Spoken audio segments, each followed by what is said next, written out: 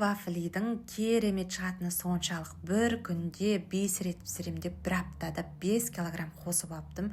Ең оңай, идеальный бір жасағаннан шығатын өте жұмсақ вафлилардың рецебі. Алдымен парақшама тіркеліп, рецепт сақтап алыңыздар. 3 жұмыртқа қантты қосып жақсылап араластырғаннан кейін үстінен қаймақ, еретілген сары май және сүтті құйып араластырамыз. Енді електен өткізілген ұнға разрыхлитель салып араластырып, осылай қоймалжың бір қалыпты масса болғанша араластырамыз. Бізде масса қатты сұйық та емес, қою да емес, осындай бір қалыпты болу керек орташа. Енді қатты қызып тұрған вафельницамызды майлап, 1,5 ас қасықтан құйып осылай пісіріп алдым. Тіпті қазір балаларымның өзі өздігімен пісіре беретін болды.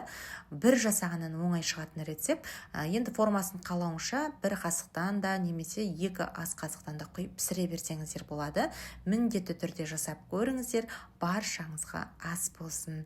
Менің парақшамда бұдан да басқа шоколадный вафлидің рецебін көрсеңіздер болады.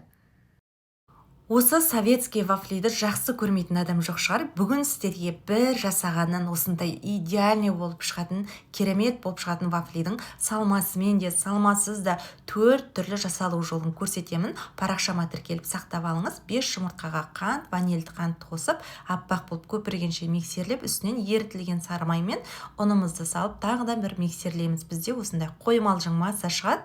Вафельницаны қыздырып майлап, 1 ас қасықтан құйып, қызартып аламыз. Дәл осы видеодағыдай бірінші жолын ішіне қарай бүктеп жасайтын боламыз. Осындай әдемі керемет болып шығады.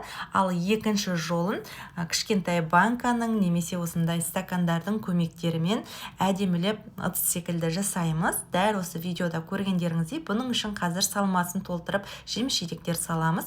Үшінші жолын дәл осы трубочка секілді орап жасаймыз. Ал енді төртінші жолын кулек секілді дәл осылай әдемілеп орап шығатын боламыз. Өте оп-оңай.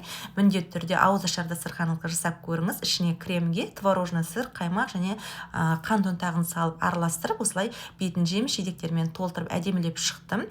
Құрамына 4 қана зат қосып дайындалатын, үйдегі қарапайым ғана заттардан ешқандай да миксерсіз қасықпен де араластырып отырып, осындай биік іші толығымен пісіп шығатын пирог дайындаймыз. Алдымен рецепті өзіңізге сақтап, маған тіркеліп кетуді ұмытпаңыздар. Ең бірінші 3 үлкен жұмыртқаны жарып салып, үстінен қант салып, қасықпен немесе венчикпен қант ерігенше жақсылап тұрып араластырамыз.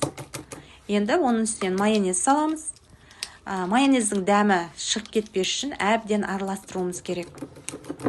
Ванилий немесе ванильді қант салуға да болады одан кейін. Еліктен өткізілген ұнды екіге бөле отырып салып, массамыз бір қалыпты болғанша тағы да араластырамыз. Қопсытқышты саламыз, яғни разрыхлительді қосамыз, тағы бір араластырып жібереміз. Міне біздің массамыз дайын болады. Енді диаметрі 24 немесе 26 диаметрлік формада массамызды құйып, қызып тұрған пеште 165-170 градуста 20-25 минуттай пісіріп алатын боламыз. Бетіне қант ұнтағын сеуіп, әбден суыған соң барып кесеміз. Бірден биік, іші толығымен пісіп шығады. Міндетті түрде дайындап көріңіздер, баршаңызға ас болсын.